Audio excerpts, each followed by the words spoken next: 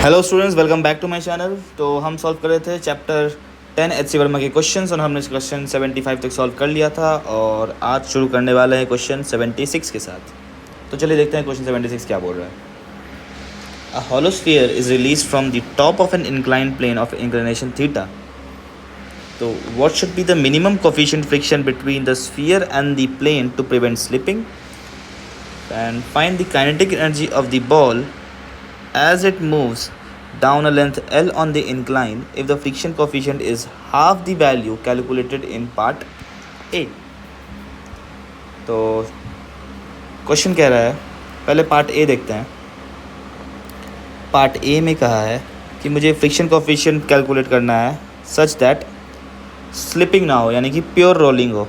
तो देखिए, ये है मेरा एक स्फीयर जो कि गिवन है, हॉलो स्फीयर है ये, और ये कुछ एक एक्सेलरेशन से नीचे की ओर जा रहा होगा और एक अल्फ़ा से घूम रहा होगा। और ए पार्ट हम कर रहे हैं, तो ए पार्ट में प्योर रोलिंग के लिए alpha should be A upon R, where R is the radius of the hollow sphere. ये से बनाता हूँ मैं आर, ठीक है। तो ठीक है, चलिए इसमें हम एफ बना लेते हैं अपने स्फीयर का। तो दिस इज़ माय स्फीयर।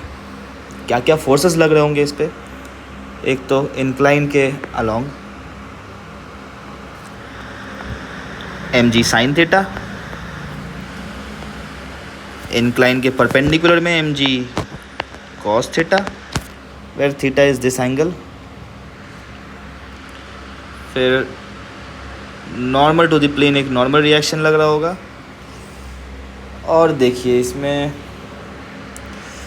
अगर ये प्लेन स्मूथ होता तो इससे क्या होता कि कोई भी रोलिंग नहीं होता, ये पॉइंट जो है ये सीधा आगे की ओर ट्रांसलेट होता। तो ये फ्रिक्शन इस स्लाइडिंग को प्रिवेंट करने के लिए पीछे की ओर एक्ट करेगा। This is friction. और ये एक्सेलरेशन नीचे की ओर ए, और ये घूम रहा है कुछ एक एंगुलर वेलोसिटी अल्फा से। तो अपने इक्वेशंस ऑफ मोशन लिख लेते हैं हम।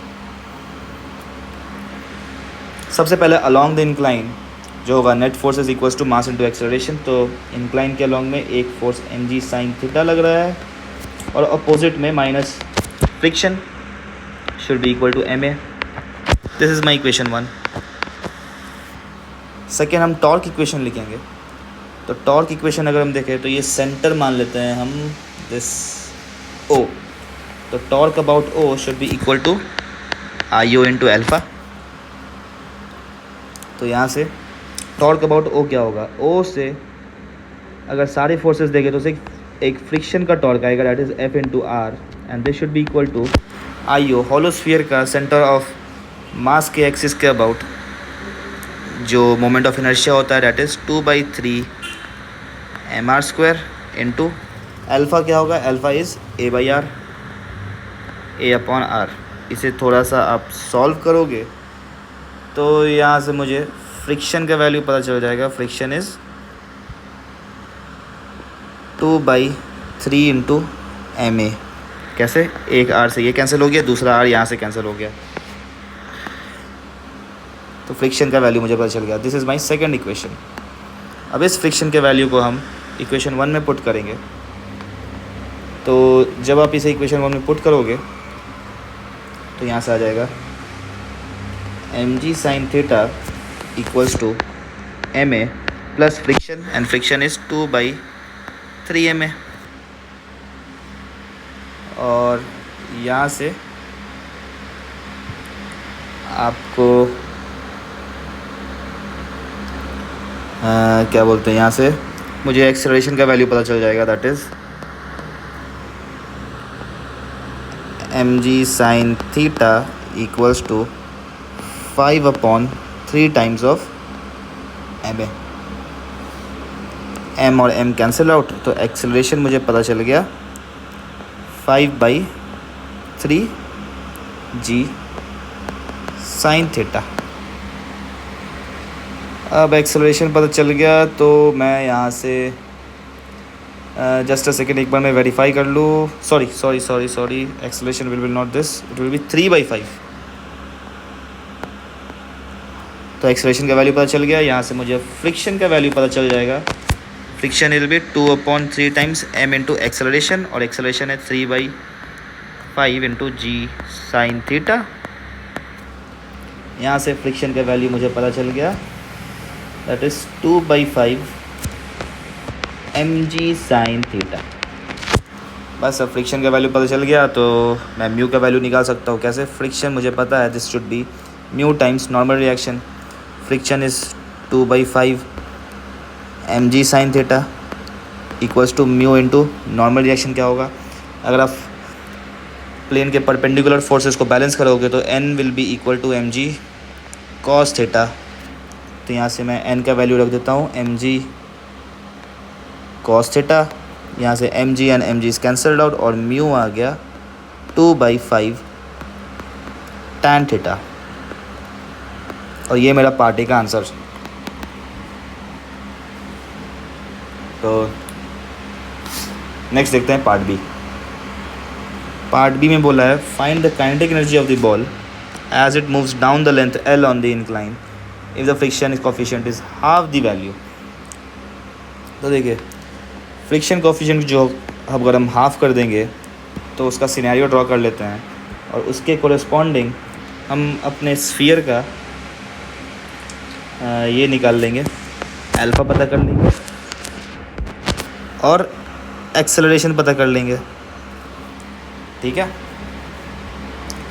तो देखिए फिर से मुझे मालूम है FBD तो सेम ही रहेगा, FBD कुछ चेंज होगा नहीं. अलॉन्ग द इंक्लाइन एक्ट करेगा mg साइन थीटा. इंक्लाइन के परपेंडिकुलर वेट का दूसरा कंपोनेंट mg कॉस थीटा. एक नॉर्मल रिएक्शन जो कि इंक्लाइन प्लेन से आ रहा होगा, और पीछे की ओर फ्रिक्शनल फोर्स जो कि हमने कैलकुलेट कर लिया है, this is 2 mg sine theta. अब सॉरी फ्रिक्शनल फोर्स ये नहीं होगा. फ्रिक्शनल फोर्स क्या होता है? Mu into N. और इस पार्ट में कहा है mu is half of the part calculated in part A, तो इसको म्यू डैश बोल देता हूँ. तो म्यू डैश इज़ μ/2 यानी कि 1/5 tan थीटा. तो फ्रिक्शनल फोर्स क्या हो जाएगा? फ्रिक्शनल फोर्स ये हो जाएगा 1/5 tan theta into normal reaction is mg cos theta, यानी कि आ गया mg sin theta upon 5. That's it. यहाँ से अब हम फिर से अपनी इक्वेशंस लिख लेते हैं.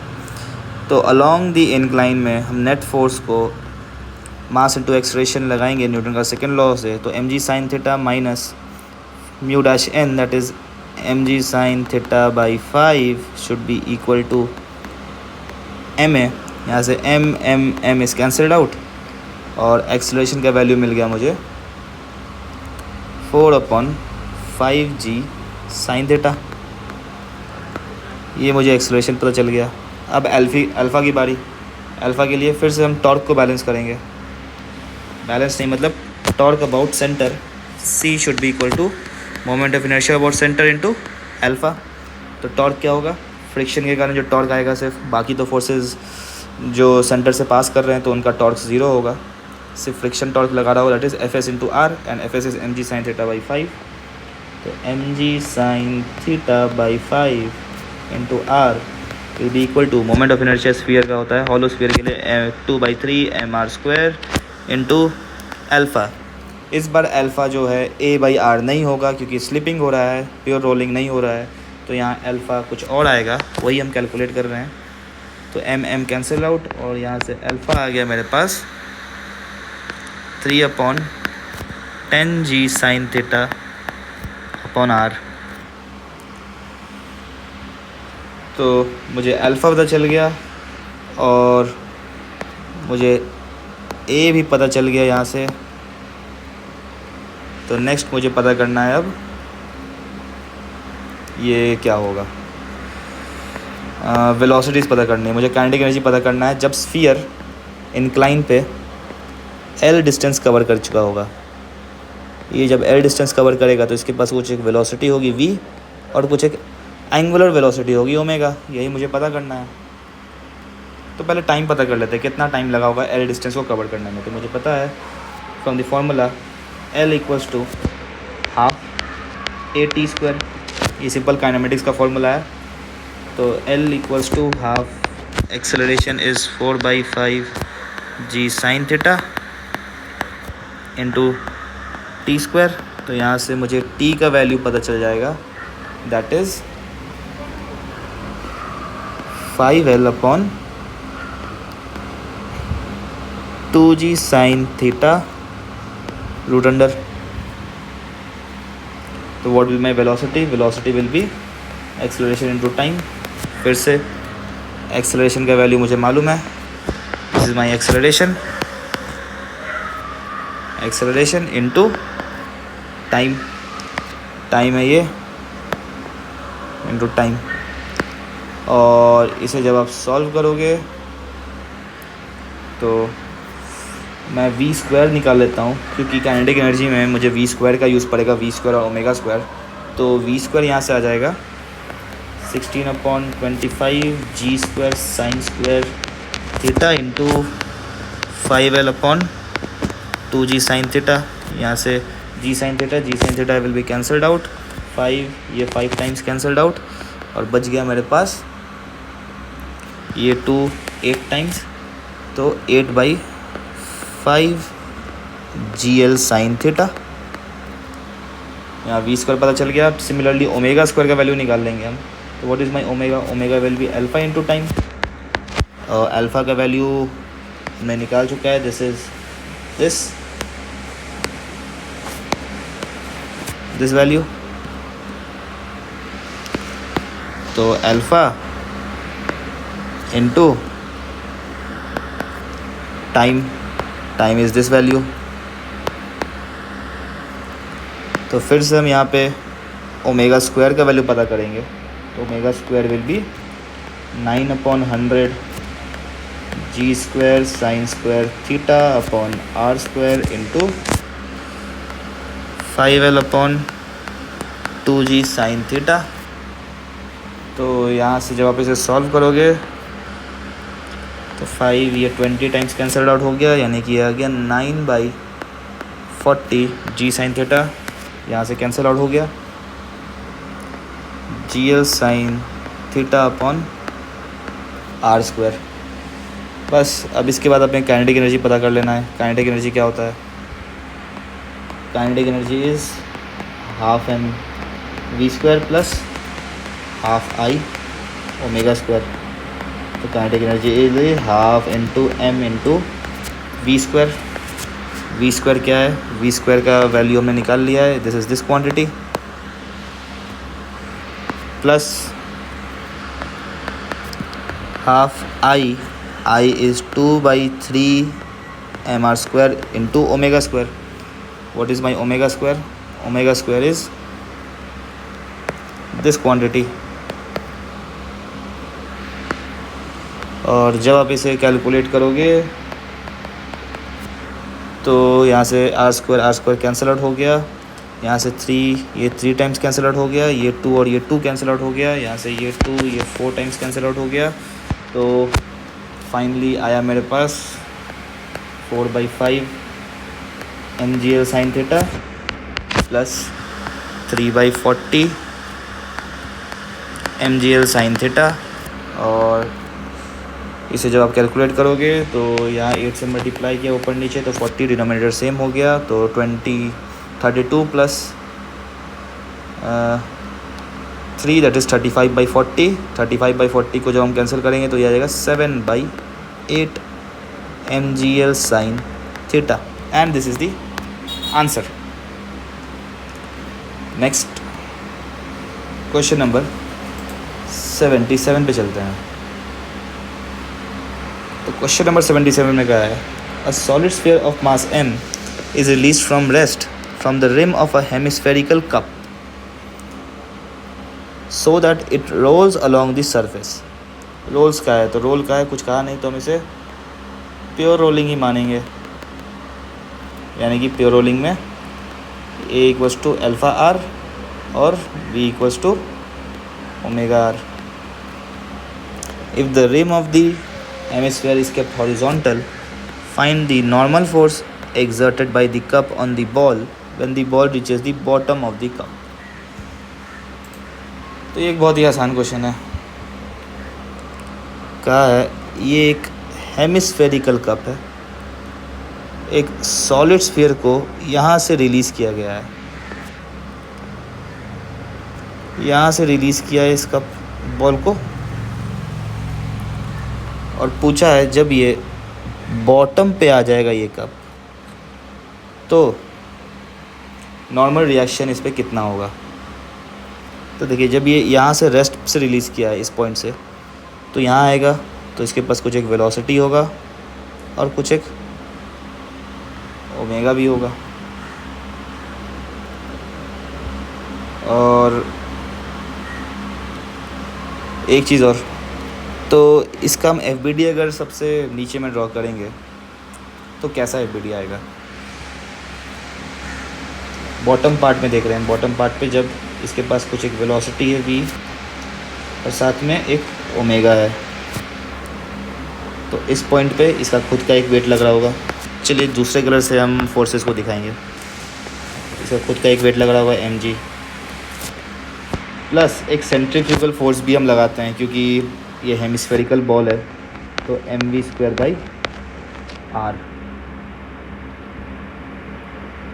और what is this r? This r is actually the radius of the hemisphere, और स्फीयर का रेडियस को हम स्मॉल r मान लेते हैं, ठीक है. और बदले में एक नॉर्मल रिएक्शन n लग रहा होगा, और कोई तो फोर्स नहीं एक्ट कर रहा. तो मुझे पहले वेलोसिटी पता करना पड़ेगा. तो वेलोसिटी कैसे पता करेंगे, तो चलिए देखते हैं. वेलोसिटी पता करने के लिए सिंपली हम इस पॉइंट और इस पॉइंट पे एनर्जी को बैलेंस कर देंगे. तो इनिशियली ये हम नीचे इसको रेफरेंस लेवल मान लेते हैं, तो इसको रेफरेंस लेवल मानेंगे तो ये हाइट कितना होगा, ये height will be actually r नहीं, एक्चुअली r माइनस r होगा, ठीक है. तो लॉस जो हुआ ग्रेविटेशनल पोटेंशियल में, that is mg r minus r equal to, ये हुआ है gain as in the form of kinetic energy, यानी कि हाफ m v² plus half into I, solid sphere का आई होता है 2/5 mr² इंटू ओमेगा स्क्वायर, और ओमेगा स्क्वायर को मैं लिख सकता हूँ v upon r, sorry small r का होल स्क्वायर. तो यहाँ से r स्क्वायर कैंसिल आउट हो गया, और mg r माइनस एक चीज़ और मैं m को भी कैंसिल आउट कर देता हूँ. m सारी जगह से कैंसिल आउट, तो g r minus r will be equal to, ये इक्वल हो जाएगा, ये 2 कैंसिल आउट हो गया, तो ये आ जाएगा 7/10 v². तो 7/10 v², और यहाँ से v का वैल्यू, v² का वैल्यू पता चल गया मुझे, that is 10/7 g r minus r. Finally normal reaction का वैल्यू हम पता कर सकते हैं, that is mg plus mv² upon r. कुछ नहीं, इस FBD में मैंने नॉर्मल रिएक्शन को बैलेंस कर दिया है डाउनवर्ड फोर्सेस के साथ, तो यहाँ से मुझे नॉर्मल रिएक्शन पता चल जाएगा, that is mg plus m into v² by r. देखो तो v² is this quantity, v² upon r. और क्वेश्चन में कुछ रेडियस मालूम नहीं है, तो हम मान लेते हैं कि r is larger, very large than the radius of the sphere. तो इस आर को हम नेगलेक्ट कर सकते हैं, तो ये आ जाएगा mg प्लस 10 mg/7 और फर्दर इसे सॉल्व करोगे तो अब ये 17/7 mg आ गया। This is the answer. Next question number 78। तो क्वेश्चन नंबर 78 में एक डायग्राम है, वो मैं डायग्राम बना देता हूँ आपके लिए। ऐसा एक ट्रैक दिया हुआ है और कहा है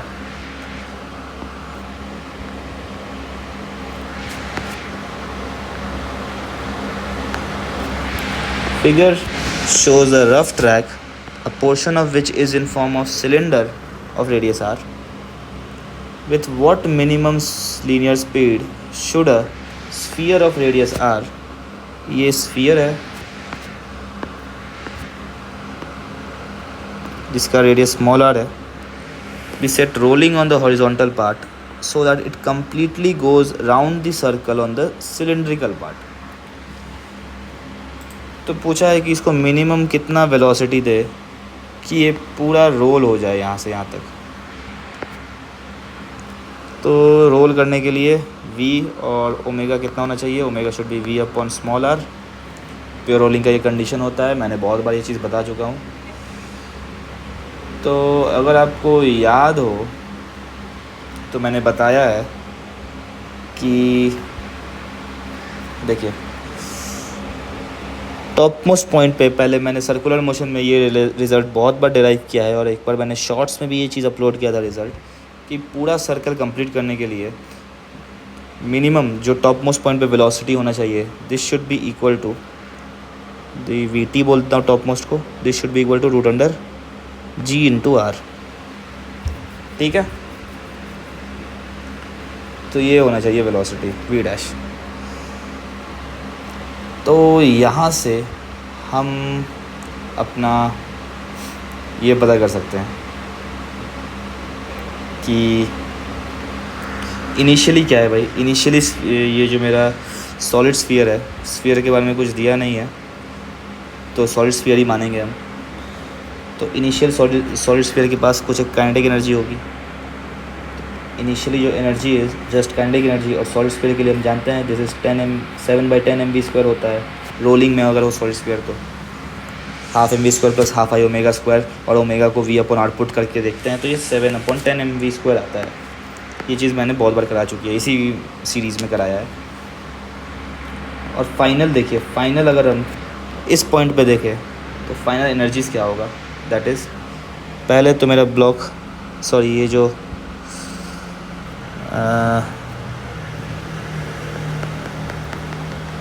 स्फीयर है ये इतना हाइट कवर अप किया है। What is this height, this is 2 times of r-r। तो एक ग्रेविटेशनल पोटेंशियल एनर्जी आया है इसके पास, that is mg/h, that is 2 times of r-r plus. और देखिए यहाँ पे रेडियस √2gr होता है, तो gr इफ़ेक्टिव होता है, इसका जो रेडियस होगा ये radius this will B r-r। तो ये वेलोसिटी में भी vt शुड बी √g/r-r। तो प्लस एक काइनेटिक एनर्जी आया मेरे स्फीयर के पास। काइनेटिक एनर्जी क्या होता है, 7/10 m × v²। v² is g times of r-r। बस अब यहाँ से हम इनिशियल और फाइनल एनर्जीज़ को इक्वेट कर देंगे कंजर्वेशन ऑफ एनर्जी से। तो 7/10 mv² should be equal to 2 mg/r plus 7/10 mg/r।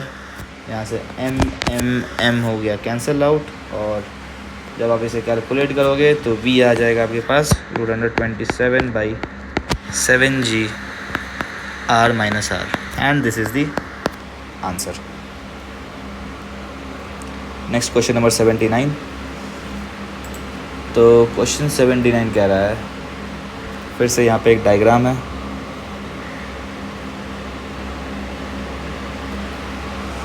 और कहा है कि एक बॉल यहाँ पे है। ठीक है, क्वेश्चन को अब हम पढ़ लेते हैं। ये हाइट भी गिवन है, सारे डेटा मैं पहले बना देता हूँ आपके लिए। दिस हाइट इज h, ये स्मॉल m,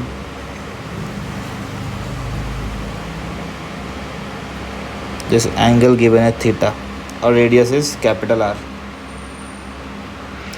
तो a small spherical ball of mass m rolling down the loop track. The ball is released on the linear portion at a vertical height h from the lowest point. The circular part as shown as a radius r. Find the kinetic energy of the ball when it reaches at point A. Point A actually ये point है, where the radius makes an angle theta with the horizontal. फिर next part है find the radial and tangential acceleration of the center when the ball is at A. तो A point पे मुझे radial और tangential acceleration के values भी पता करना है. तो ठीक है, चलिए कैलकुलेट कर लेते हैं हम सारी चीज़ें.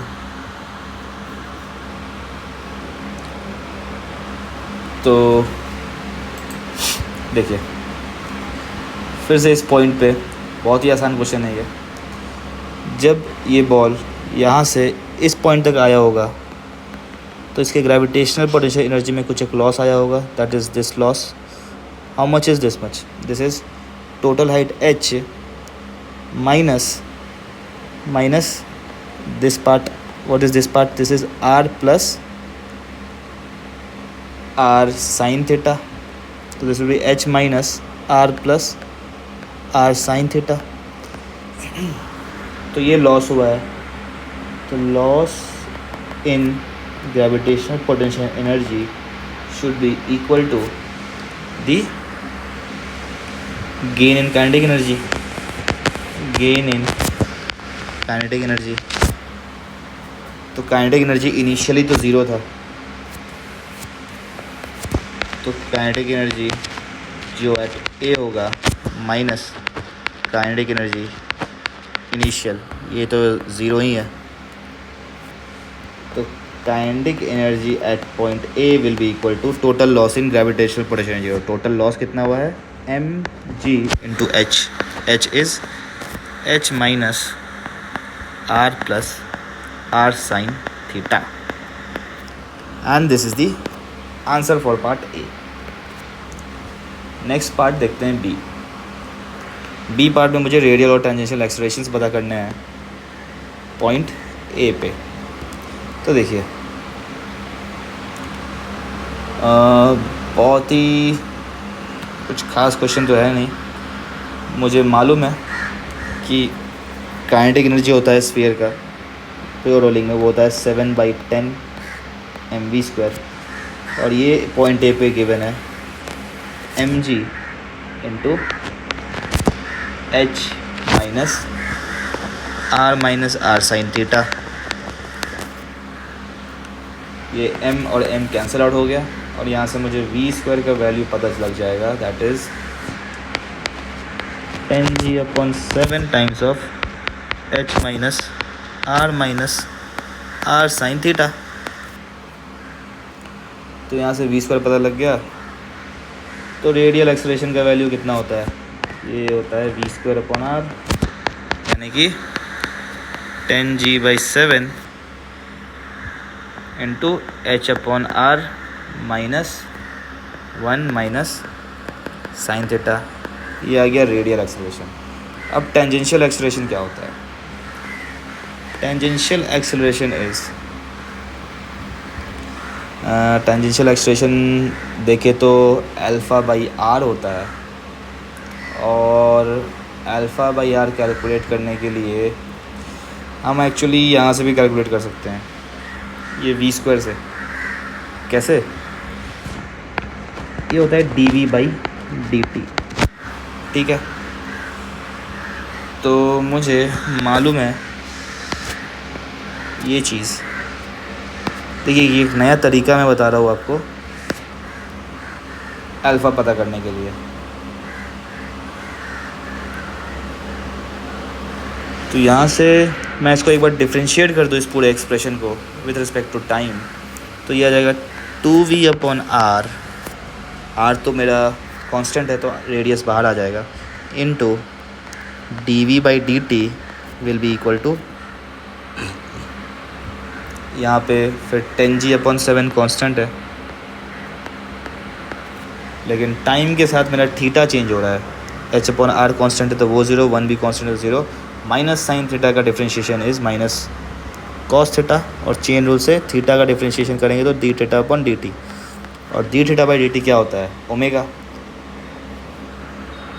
तो देखिए नेक्स्ट फिर ये v/r क्या होता है, v/r is also omega, dv/dt equals to minus 10g/7 cos theta into omega, ये ओमेगा कैंसिल आउट, और यहाँ से dv/dt मुझे मालूम चल गया minus 5/7g cos theta, and this is my tangential acceleration.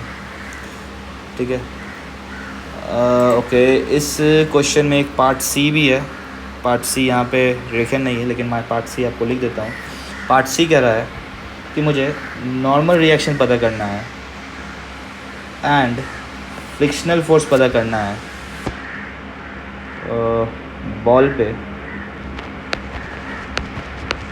On ball, if h is, जो height जहाँ से उसे गिराया गया है दैट इज़ 60 सेंटीमीटर, रेडियस जो गिवन है ट्रैक का दैट इज़ 10 सेंटीमीटर, और थीटा इज़ 0 डिग्रीज़, यानी कि इस पॉइंट पे मुझे दोनों फोर्सेस के वैल्यू पता करने हैं, और मास गिवन है 70 ग्राम्स। तो इस केस के लिए पता करना है। तो देखिए नॉर्मल रिएक्शन क्या होगा। नॉर्मल रिएक्शन अगर हम इस पॉइंट पे देखें तो नॉर्मल रिएक्शन इस तरफ एक्ट कर रहा होगा, और इस तरफ में mv²/r एक्ट कर रहा होगा, करेक्ट। तो यहाँ से हम डायरेक्ट बता सकते हैं कि माई नॉर्मल जो ये होगा, normal reaction will be equal to mv²/r, that is mass given है 70 ग्राम्स, यानी कि 0.07 इंटू v²/r। v²/r क्या है, v²/r is this term,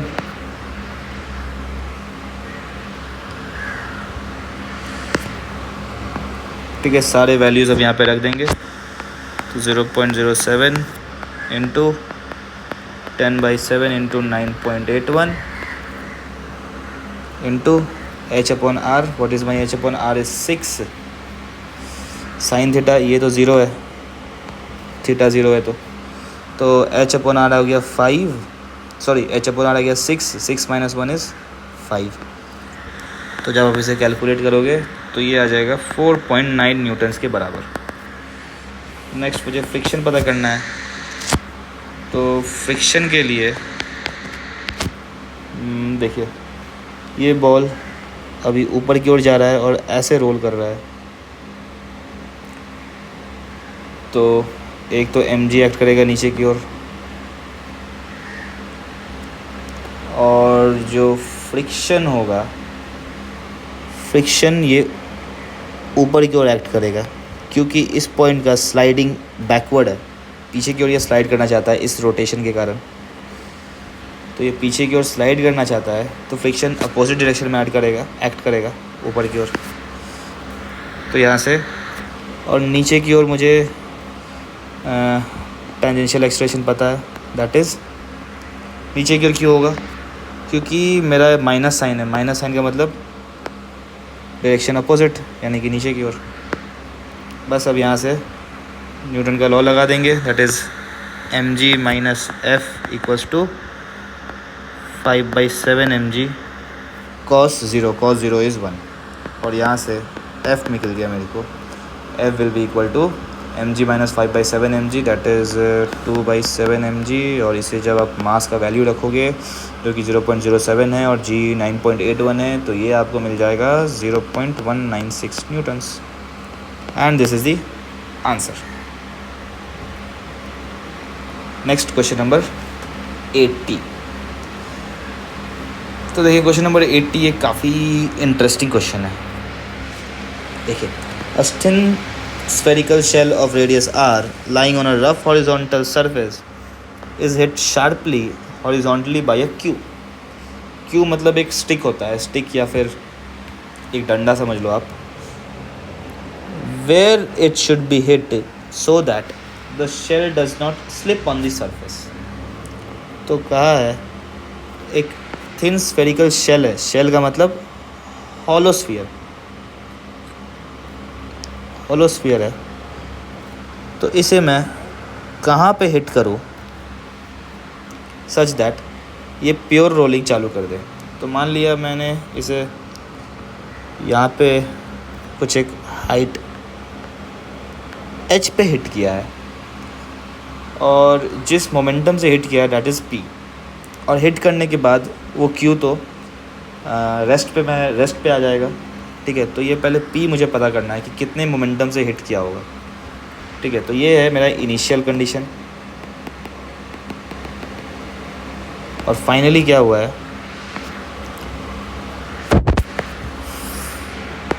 finally ये जो स्फीयर है, ये स्फीयर एक वेलोसिटी v और एक एंगुलर वेलोसिटी ओमेगा से चलने लगा. देखिए पहले हम लीनियर मोमेंटम को कंजर्व करेंगे, लीनियर मोमेंटम कंजर्वेशन. तो फिर इनिशियल जो लीनियर मोमेंटम था वो जस्ट p, और फाइनली जो लीनियर मोमेंटम आ गया, फाइनली जो लीनियर मोमेंटम आया that is with the ball. सिर्फ बॉल के पास है mv. तो यहाँ से मुझे p का वैल्यू पता चल गया, p is equals to mv. अब नेक्स्ट हम एंगुलर मोमेंटम को कंजर्व करेंगे. Angular momentum conservation about centre के अबाउट o. सेंटर को मैंने o मान लिया है. तो देखिए इनिशियली जो एंगुलर मोमेंटम था about o that was just due to this p. What is it, this is mv into h equal to final जो एंगुलर मोमेंटम आया है. तो ध्यान से देखिएगा, फाइनली जो एंगुलर मोमेंटम आएगा अबाउट पॉइंट o वो क्या होगा, simple ICM into omega. ICM क्या होता है, हॉलोस्फेरिकल 2/3 mr² इंटू ओमेगा. और प्योर रोलिंग के लिए ओमेगा v/r होना चाहिए. दैट्स इट, इतना आप समझ गए. यहाँ से v और v कैंसिल आउट हो गया, एक r यहाँ से कैंसिल आउट, m और m कैंसिल आउट, और यहाँ से h आपको पता चल गया 2r/3. And this is the answer. Next question number 81. A uniform wheel of radius r is set into rotation about its axis at an angular speed omega. एक uniform wheel है जिसको रोटेट कर रहा है अबाउट इट्स एक्सिस, यानी कि rolling नहीं है, सिर्फ रोटेट कर रहा है फ़िलहाल ओमेगा के साथ. This rotating wheel is now placed on a rough horizontal surface with its axis horizontal. तो because of friction at the contact the wheel accelerates forward and the rotation deaccelerates, and this till the wheel reaches pure rolling on the surface. So find the linear speed of the wheel after it starts pure rolling. तो देखिए इसको पहले हमने एक axis पे इसे घुमाया है, ओमेगा स्पीड दिया है इसे, और फिर इसके बाद इसे एक रफ सरफेस पे रख दिया है, यानी कि मान लीजिए इसे फिर ज़मीन पे रख दिया. तो ज़मीन पे रखने के बाद क्या होगा, ये जो मेरा व्हील था ये कुछ देर चलेगा और चलते चलते क्या होगा कि ओमेगा के कारण इसका वेलोसिटी इंक्रीज़ कर रहा होगा और एंगुलर वेलोसिटी डिक्रीज़ कर रहा होगा, और एक पॉइंट ऐसा आएगा जिस टाइम पे ये प्योर रोलिंग करना चालू कर देगा, यानी कि ये फिर v स्पीड से जा रहा होगा और रोल कर रहा होगा कुछ omega dash, that is equals to we upon are. तो मुझसे ये v का वैल्यू पूछा है। तो देखिए इस केस में हम फिर से एंगुलर मोमेंटम कंजर्व कर लेंगे, लेकिन इस पूरे प्रोसेस में ध्यान से देखिएगा, मेरा जो डिस्क है इस पर एक एक्सटर्नल फ्रिक्शनल फोर्स लगेगा इस पॉइंट के अबाउट, ठीक है। तो हम अपना कोई एक्सेस चूज़ करना पड़ेगा जिसके अबाउट इस फ्रिक्शनल फोर्स का जो टॉर्क होगा वो ज़ीरो होना चाहिए। तो वो एक्सेस कौन सा है? वो ये एक्सेस मान लेते हैं, ये पॉइंट ओ। इसके इस पॉइंट से ही मेरा फ्रिक्शनल फोर्स पास करेगा और टॉर्क जो होगा इसके कारण ज़ीरो होगा। तो इस पॉइंट के अबाउट मैं एंगुलर मोमेंटम को कंजर्व कर सकता हूँ। तो देखिए इनिशियल एंगुलर मोमेंटम क्या होगा? इनिशियल एंगुलर मोमेंटम होता है about any point is mvr plus I omega. तो इनिशियली तो वेलोसिटी ज़ीरो है, सिर्फ ओमेगा है, तो this will be I omega. What is my I? I actually ICM होता है, तो ICM विल बी डिस्क के लिए mr²/2 इंटू ओमेगा। और फाइनल जो एंगुलर मोमेंटम होगा दैट विल बी, फिर से हम इस पॉइंट के अबाउट देखेंगे, तो दिस विल बी mvr, वो वेलोसिटी के लाइन ऑफ एक्शन से एक हॉरिजॉन्ट परपेंडिकुलर ड्रॉप करेंगे, तो दिस विल बी r, तो mvr plus ICM into omega. What is my ICM? mr²/2 into omega is v/r। अब इन दोनों क्वांटिटीज़ को बराबर कर देते हैं, तो mr² ओमेगा/2 should be equal to mv। इससे आप थोड़ा सा देखोगे तो ये m एक ये कैंसिल आउट हो जाएगा, mvr plus mvr/2, this is 3/2 mvr। तो यहाँ पे 3/2 mvr, m कैंसिल, एक r कैंसिल, ये 2 कैंसिल, यहाँ से v मुझे मिल गया r ओमेगा/3 and this is the answer. Next question number 82 देखते हैं। A thin spherical shell lying on rough horizontal surface is hit by a cue in such a way that the line of action passes through the center of the shell. As a result, the shell starts moving with linear speed v without any initial angular velocity. Find the linear speed of the shell after it starts pure rolling. तो ये फिर से पिछले वाले question की तरह ही है। पिछले वाले क्वेश्चन में मैंने एक ओमेगा दिया था और इस वाले क्वेश्चन में मैंने एक वेलोसिटी दिया है, ठीक है। तो बोला है कि इनिशियली ये v स्पीड से चलने लगा एक रफ हॉरिजॉन्टल सरफेस पे, तो कुछ टाइम बाद फिर ये क्या होगा, ये कुछ v डैश से चल रहा होगा और रोल कर रहा होगा ओमेगा डैश से। This omega dash will be v dash upon r for pure rolling. तो फिर से हम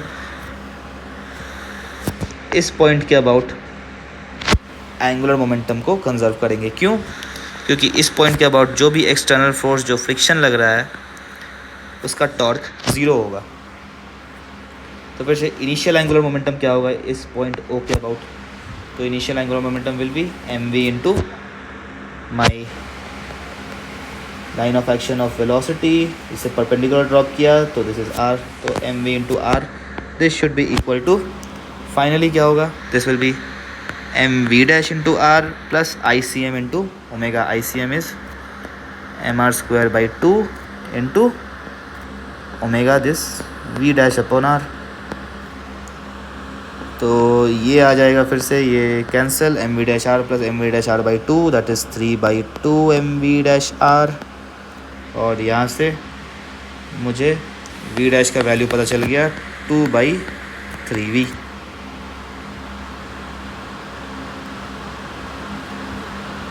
थिन स्फेरिकल शेल है ना, oh sorry thin spherical shell given है, डिस्क नहीं है ना, सॉरी। तो ICM विल बी 2/3, तो 1 प्लस 2/3 होता है 5/3, तो 5/3 होता है, तो यहाँ पे ये आ जाएगा 3/5 and this is the answer. Next question number 83. A hollow sphere of radius r lies on smooth horizontal surface. It is pulled by a horizontal force acting tangentially from the highest point. Find the distance traveled by the sphere during the time it makes one full rotation.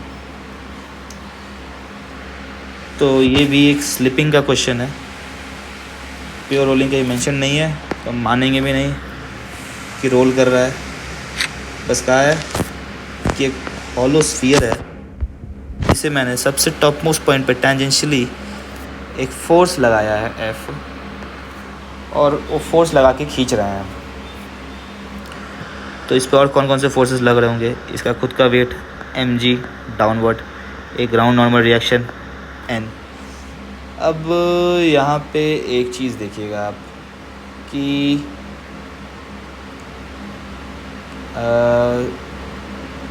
Friction कहाँ पे act करेगा. खैर इसका ज़रूरत भी है. मुझसे क्या पूछा है कि डिस्टेंस ट्रैवल कितना होगा. मुझे डिस्टेंस पता करना है ना. अच्छा स्मूथ है, स्मूथ हॉरिजॉन्टल सरफेस, तो कोई भी फ्रिक्शन एक्ट नहीं कर रहा होगा. तब तो ये क्वेश्चन बहुत ही आसान हो गया. देखिए ये पॉइंट हम मान लेते हैं C, तो torque about point C will be equal to IC into alpha. तो टॉर्क अबाउट पॉइंट C क्या होगा? सिर्फ फोर्स F का टॉर्क आएगा F इंटू R, और IC क्या होगा? हॉलो स्फीयर के लिए IC होता है 2/3m r² इंटू अल्फ़ा. ये R कैंसिल, और यहाँ से मुझे अल्फ़ा पता चल गया 3f/2mr. नेक्स्ट मुझे टाइम पता करना है एक फुल रोटेशन के लिए, यानी कि theta equal to half alpha t² use कर लेंगे सिंस मेरा इनिशियल ओमेगा 0 है. तो theta equals to half alpha t². Theta कितना होगा वन फुल रोटेशन के लिए? 2 equals to half into alpha is 3f/2mr² into t². और यहाँ से मुझे t का वैल्यू पता लग जाएगा, that will be 8πmr/3f root under.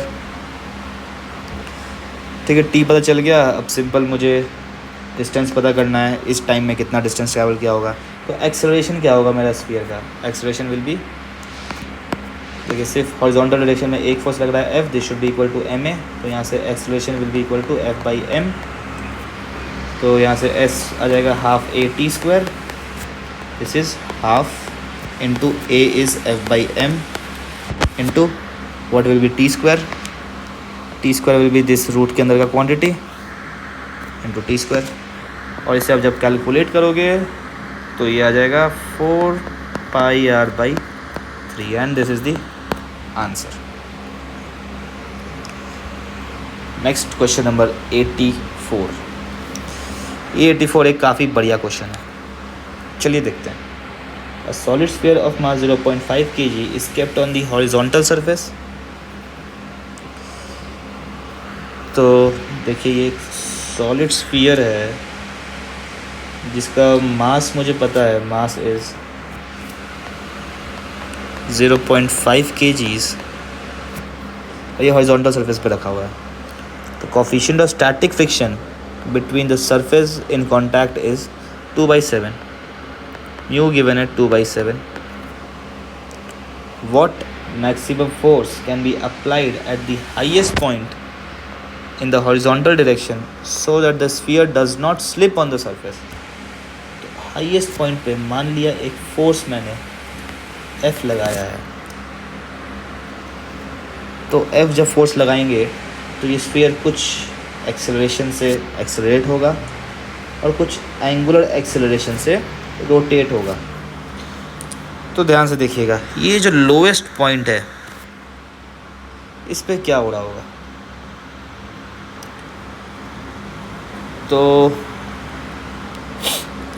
हम एक काम करते हैं, यहाँ से सबसे पहले लोएस्ट पॉइंट का हम पता कर लेते हैं, कितने से ये किस तरफ इसका टेंडेंसी होगा एक्सेलरेट होने का.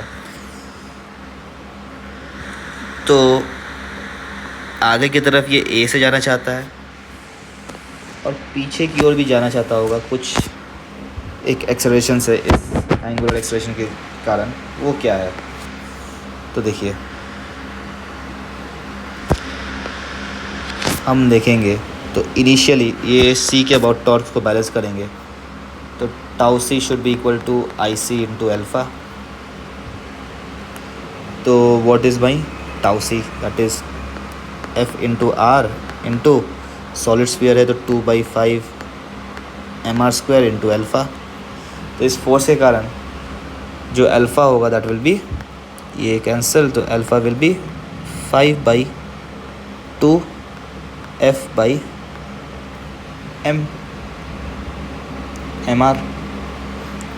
ठीक है, तो इस पॉइंट का क्या होगा, this is alpha into r, तो अल्फ़ा आर क्या आ गया 5F/2m, और ये एक्सेलरेशन विल बी F/m। तो देखिए नेट एक्सेलरेशन बैकवर्ड में आ रहा है, वो कितना आ रहा है 5/2 - 1 F/m। तो इसका टेंडेंसी पीछे की ओर स्लिप होने का है, तो फ्रिक्शन फोर्स इस पे आगे की ओर एक्ट करेगा। ये चीज़ बहुत ही इम्पोर्टेंट था, फ्रिक्शन फोर्स का डायरेक्शन। बस अब यहाँ फ्रिक्शन फोर्स अगर आपने पता कर लिया तो आगे का क्वेश्चन हल हुआ है, कुछ नहीं करना अब, जो हम लोग करते आ रहे थे। तो हम लोग क्या करते आ रहे थे, देखिए फ्रिक्शन फोर्स पता कर लिया, friction force will be mu times normal reaction. What will be my normal reaction, normal reaction तो mg होगा, क्योंकि सेंटर से एक फोर्स mg लग रहा है और एक नॉर्मल रिएक्शन n, तो n should be equal to mg, this is mu mg। तो हॉरिजॉन्टल डायरेक्शन में net force equal to ma लिखेंगे तो F minus mu mg should be equal to mass into acceleration ma।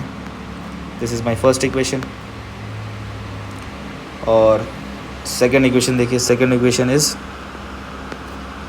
Torque को हम balance करेंगे about point C.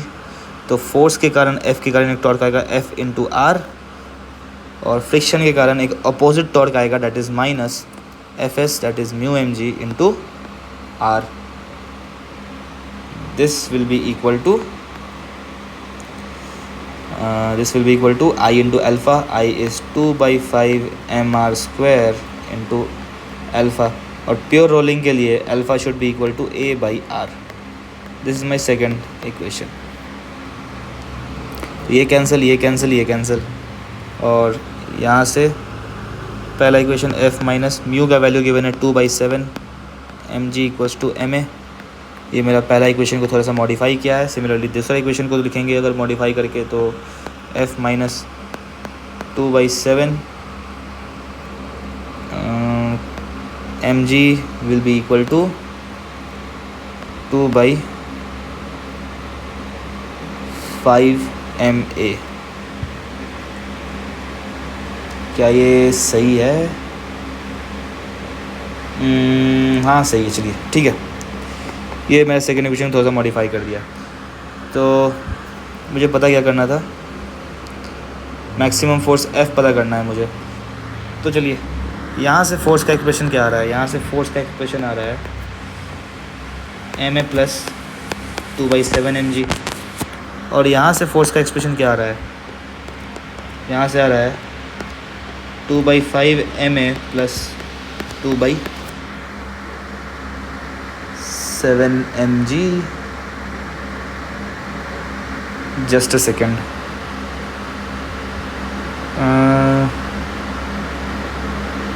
I am sorry, यहाँ पे plus होगा ना, प्लस होगा क्योंकि फ्रिक्शन फॉरवर्ड डायरेक्शन में एक्ट कर रहा है, तो ये प्लस होगा। तो यहाँ से अगर मैं देखूँ तो यहाँ पे फोर्स का वैल्यू होगा ma माइनस 2/7 mg, और यहाँ से 2/5 ma प्लस 2/7 mg, और ये दोनों फोर्सेस तो एक ही है। तो जब ये दोनों फोर्सेस एक ही है तो मैं दोनों इक्वेशंस को, दोनों फोर्सेस को इक्वेट कर देंगे, यानी कि this term should be equal to this term, दोनों इक्वल होने चाहिए।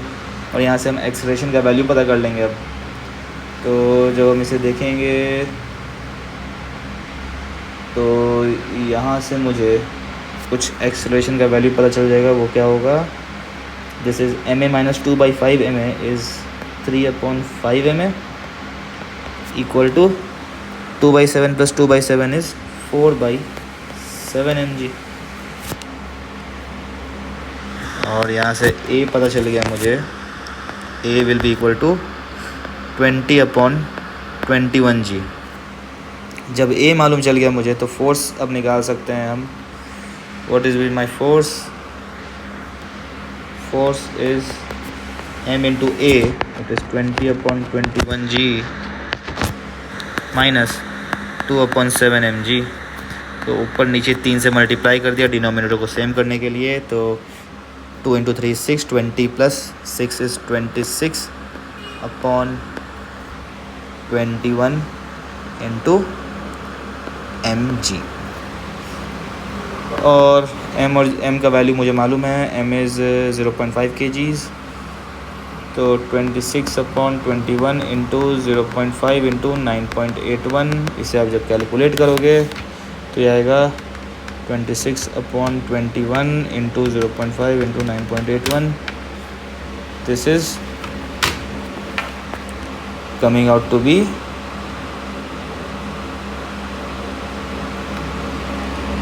6.07 न्यूटन्स। एक सेकेंड, ये आंसर शायद मैच नहीं कर रहा है, शायद कहीं पे हमने गलती की है कुछ। Let me check once. मुझे अब 1 मिनट देना बस। f प्लस 2/7 में ये इक्वेशन तो सही लग रहा है। f minus 2/7 mg equals to दिस, ये भी सही है। ma minus this equal to this, ठीक है। फिर दोनों टर्म्स को मैंने इक्वेट किया है, ये भी सही है।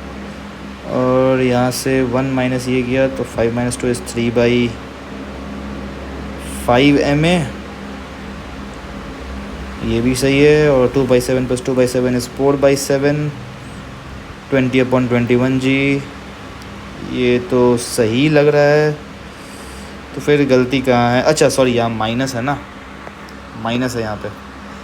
तो जब माइनस है तो 20 माइनस 6 इज़ 14, और 14/21 इज़ 7, कॉमन जो फैक्टर है उसको करेंगे तो 2/3 आ जाएगा ये। और यहाँ से आपका आंसर आ गया 3.27 Newton's, and this is the answer.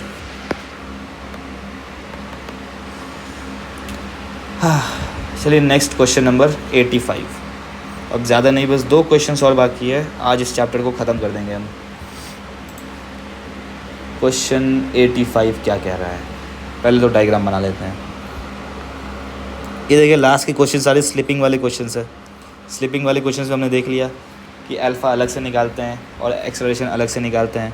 फिर रोलिंग जब होता है तो alpha equals to a/r condition लगा करके सॉल्व कर लेते हैं। तो देखिए यहाँ पे कुछ ऐसा कंडीशन दिया है मेरे पास। अ सॉलिड स्फीयर, ये एक सॉलिड स्फीयर है, is set into motion on a rough horizontal surface with linear speed v in the forward direction and angular speed v/r in the anti-clockwise direction। ठीक है, तो ये देखिए ओमेगा, आप समझिए ये तो ओमेगा इक्वल्स टू v/r है, तो ये प्योर रोलिंग तो ऑलरेडी कर रहा है। नहीं, ये इस साइड में ओमेगा इक्वल्स टू v/r होता तो प्योर रोलिंग होता। ये अपोजिट डायरेक्शन में है ना, तो प्योर रोलिंग नहीं है। ये जो पॉइंट है ये आगे की ओर स्लिप कर रहा है। इनिशियली कितनी स्पीड से स्लिप कर रहा है? ये v plus v, 2v speed से स्लिप कर रहा है आगे की ओर। तो फ्रिक्शन पीछे की ओर लगेगा, यहाँ पे एक फ्रिक्शन ऐड कर रहा होगा पीछे की ओर। ठीक है, find the linear speed of the sphere when it stops rotating. तो देखिए, तो ये मेरा इनिशियल कंडीशन है और बोला है कि जब ये रोटेट करना स्टॉप कर दे तो देखिए क्या हुआ होगा। ये मेरा सॉलिड स्फीयर रोटेट कर रहा होगा, तो आगे की ओर जैसे से जा रहा है, इसका rotational angular velocity opposite direction में फ्रिक्शन के कारण एक एंगुलर एक्सेलरेशन आएगा, जिसके कारण ये एंगुलर वेलोसिटी डिक्रीज़ कर रहा होगा। और डिक्रीज़ करते करते करते करते कोई एक पॉइंट आएगा जिस पॉइंट पे ये ओमेगा 0 हो गया होगा। ओमेगा 0 हो गया, लेकिन ये कुछ स्पीड v1 से अभी भी आगे की ओर चल रहा होगा। तो मुझसे इसी पॉइंट पे v1 का वैल्यू पूछा है। तो चलिए फिर से हम एक पॉइंट लेंगे जहाँ पे मेरा फ्रिक्शन का टॉर्क 0 होगा, ये पॉइंट O है, और यहाँ पे हम एंगुलर मोमेंटम को कंजर्व कर देंगे। तो इस केस में जो मेरा एंगुलर मोमेंटम है LI बोल देते हैं हम इसको। तो यहाँ पे एंगुलर मोमेंटम विल बी, यहाँ पे देखिएगा एंगुलर मोमेंटम ध्यान से लिखना होगा आपको, क्लॉकवाइज को पॉजिटिव, एंटी क्लॉकवाइज को नेगेटिव मानते हुए, या फिर उल्टा भी आप मान सकते हो, कोई दिक्कत नहीं है। चलिए मैं क्लॉकवाइज को पॉजिटिव मान लेता हूँ। तो जो MVR होगा दिस विल बी क्लॉकवाइज, क्योंकि ये क्लॉकवाइज है तो इसको पॉजिटिव लिखा है मैंने। नेक्स्ट ICM इंटू ओमेगा, देखिए ये ओमेगा इज़ एंटी क्लॉकवाइज तो ये नेगेटिव होगा, माइनस सॉलिड स्फीयर का क्या होता है ICM, सॉलिड स्फीयर का होता है 2/5 mr² into omega, omega given है मेरे पास V/R, तो यानी कि 1 - 2/5 इज़ 3/5 MVR, ये इनिशियल आ गया मेरे पास। यहाँ पे इसको मैं L1 बोल देता हूँ इस इंस्टेंट पे।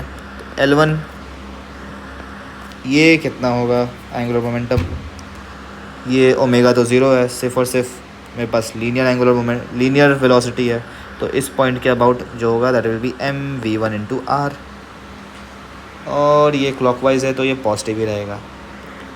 तो फिर इन दोनों क्वांटिटीज़ को हम बराबर कर देंगे, तो 3/5 MVR is equal to MV1R, MR cancel out, यहाँ से V1 पता चल गया मुझे 3/5V, and this is the answer. हाँ ठीक है, नेक्स्ट सिनेरियो देखिए। अब नेक्स्ट सिनेरियो में कहा है when the slipping finally starts and pure rolling starts. Pure rolling कब चालू होता है, जब मेरा ओमेगा ये मान लिया V2, और यहाँ पे जैसे ही ओमेगा मेरा V2/R हो जाएगा तो प्योर रोलिंग। तो एंगुलर मोमेंटम इस टाइम पे कितना होगा, फिर से एक नीचे वाले पॉइंट O के अबाउट देखेंगे हम एंगुलर मोमेंटम। फ्रिक्शन का टॉर्क मुझे 0 करना है, इसलिए हम पॉइंट O के अबाउट एंगुलर मोमेंटम कंजर्व कर रहे हैं। ये बात मैं बार बार दोहरा रहा हूँ क्योंकि ये एक बहुत ही इंपॉर्टेंट कंसेप्ट है, बच्चे हमेशा गलती करते हैं, सेंटर के अबाउट एंगुलर मोमेंटम कंजर्व कर देते हैं और आंसर गलत आ जाता है। तो देखिए L2 निकालते हैं हम यहाँ से। L2 क्या होगा, MV2 इंटू R, क्लॉकवाइज है तो positive, plus ICM that is 2/5 mr² into omega is V2/R, ये भी पॉजिटिव क्योंकि ये भी क्लॉकवाइज है। तो फिर अब हम फिर से LI दैट इज़ 3/5 MVR को बराबर कर देंगे L2 से। देखिए L2 क्या होगा यहाँ पे, 1 + 2/5 इज़ 7/5 MV2R, तो यानी कि 7/5 MV2R, यहाँ से M कैंसिल, R कैंसिल, और V2 मिल गया मुझे 5 भी cancel, 3V/7, and this is my answer. This is part A का answer, this is part B का आंसर। Last question number 86। तो चलिए देखते हैं। A solid sphere rolling on a rough horizontal surface with linear speed v collides elastically with fixed smooth vertical wall. So find the speed of the sphere after it started the pure rolling in the backward direction. ठीक है, देखा, बहुत ही interesting question, इसको भी मैं star mark देना चाहूँगा। तो कहा है कि एक स्फीयर है मेरा जो कि इनिशियली रोल कर रहा है, तो मैं प्योर रोलिंग ही मानूंगा, कुछ मेंशन नहीं है तो। और ये आगे जा कर के एक दीवार से टकराता है, ये V स्पीड से आगे की ओर जा रहा था, और ये ओमेगा = V/R से रोल कर रहा था एंगुलर वेलोसिटी।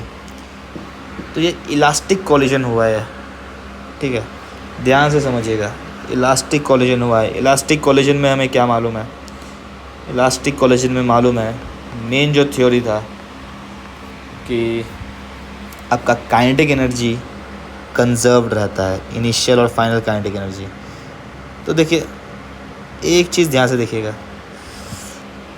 ये जो वॉल से कोलाइड किया है ना, ये स्मूथ है, स्मूथ कहने का मतलब है कि जो ये पॉइंट जब टकराया होगा तो ये इस ओर मूव कर रहा था, और फाइनली टकराने के बाद भी कोई भी फ्रिक्शन इस पे एक्ट किया ही नहीं, तो अभी भी ये नीचे की ओर सेम वेलोसिटी से मूव कर रहा होगा। यानी कि टकराने के बाद इसके ओमेगा में कोई भी चेंज नहीं आया होगा, यानी कि ओमेगा अभी भी एंटी क्लॉकवाइज रहा होगा, and this omega would be equal to we upon r. लेकिन इसका वेलोसिटी ज़रूर चेंज हो गया है।